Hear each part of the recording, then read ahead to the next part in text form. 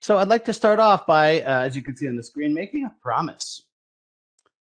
Because I basically feel like you guys are all giving your valuable time, which is the most valuable thing you can give.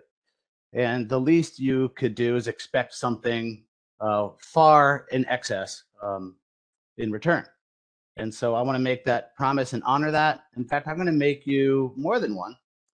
But I'll start by explaining why I've come to the conclusion over my 30-year career, why project portfolios are not designed to really deliver the business result or the impact that we imagine they should. I'm going to keep going though and say you will also learn a single technique that you can take with you starting today that can amplify performance of your portfolio dramatically. And I don't know, I'm very curious. In fact, maybe you guys can post in the chat if you think I have a shot at also achieving this third promise that you'll never think about project management the same way again. Okay, so with that, with the bar sufficiently high, by the way, I'm okay if you don't think I can achieve all three of these. Better to keep expectations manageable, right? But let's start with what I view as a really disconcerting and troubling scenario. I've pulled data from multiple versions of the PMI Pulse of the profession, which many of you may be familiar with. If you're not, it's actually a free document that PMI releases to the public around every February or March. And it's the results of a survey of over 5,000 project professionals and stakeholders all over the world in project-centric organizations. And they're basically asked a bunch of questions that say, how are we doing? What is the state of our profession? And so I've basically taken the liberty of compiling all the data into one chart that goes all the way back to 2012 that basically says we've been stuck in the D range, right? The 60 to the high 60s rate on meeting original goals and business intent, which is really the lowest bar shown here, right? The easiest one to cross. But note, it has been going up the last couple of years, right in the middle of the pandemic. I believe there's not a coincidence there. I think there's actually a correlation or a causation that I can't quite prove. But the reality is, even though it's been improving, we're still stuck in the low to mid 70s, which is no better than a C or a C minus. And I just think this is untenable. I think when the thousands of groups I've spoken to in sessions like this, I get lots of head nods. When I ask people to guess what these rates are, they usually guess rates much lower. So those of us that are on the front lines, I think already know well just what a struggle this is to drive success and value and a high cadence of value delivery for our organizations in project space. So my hope is that you won't take this as a ding on us, because I count myself among the proud project management professionals. My hope is that you'll take that pride and say, let's do something about it. What might we do to drive these curves upward? So I'm going to start by showing why I think, an example of why I think we're stuck, okay? This is a large IT organization, but I think if you're not in the IT world, you'll probably recognize some of these same patterns in your project portfolio environments, right? And it starts with, you ask most executive stakeholders of a typical project portfolio, they'll say projects take too long and cost too much, which we just basically saw validated on the previous slide. And then we say, well, why is that? Well, because there's, we're not sure, but we'll build this slide out, see if we can get to some causation. But we do know that because things take long and cost too much, we often face pressure to take shortcuts, right, to meet a deadline or something. When we do that, especially in IT, but probably anywhere, defects will grow. And as defects grow, the code base becomes more defective, and the next project has to deal with the defective code base. And that project will take even longer, and round we go there. With all this happening, it's not a surprise that the business might lose trust in the project environment, the PMO people. They ask for more meetings, more status reports. They question things, maybe more, right? And that just slows things down further. Then we say, oh, maybe if we had more, better way to estimate, maybe that would be better. But I find that that's usually quite unrealistic, sorry.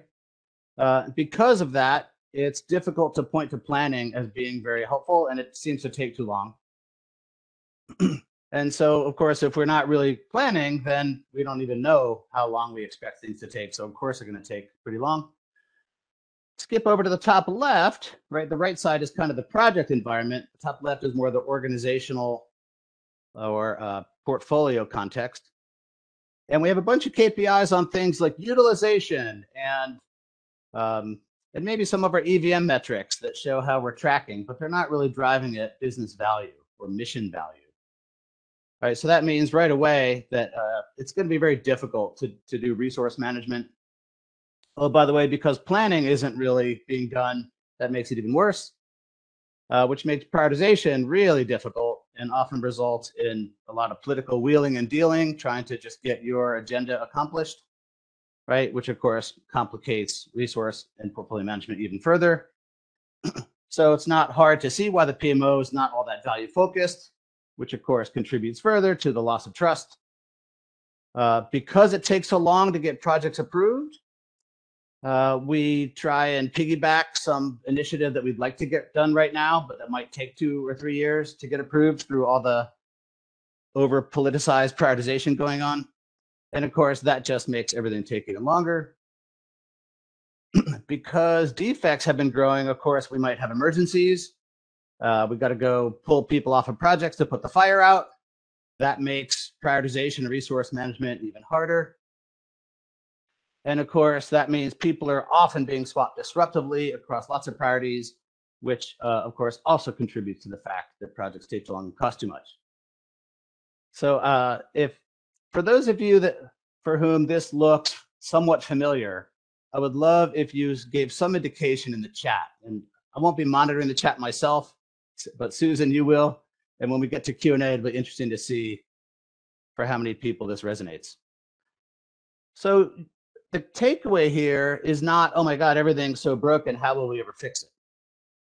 The takeaway is, if you start by doing things on the lower right, like trying to be better at defects or have a better quality process or something, you have all of these negatively reinforcing factors outside of that is going to make it very hard for you to make that defect reduction initiative successful. You really have to get to the root cause. So if you'll notice, there is one box that has no arrows going into it. That's usually a great candidate for where we might have the power to change things, right? And that's the top left, where the KPIs are not value-oriented. So let's make them value-oriented, right? Let's flip this. Let's talk about the cadence of value delivery. Let's measure how many projects we get done per year. Let's discuss how good we are at really keeping them tightly scoped down to a well-defined minimum. Hi there, hope you enjoyed that last clip. My name is Michael Maludis, and if you'd like to watch the full 60 minutes of that last webcast, while also gaining complete unlimited access to our entire library of IT learning, simply visit our subscribe page at greatpro.org/subscribe. Unlimited annual access is $199 per year, but if you use the coupon code LEARN2EARN, you can drop that membership fee to just $149.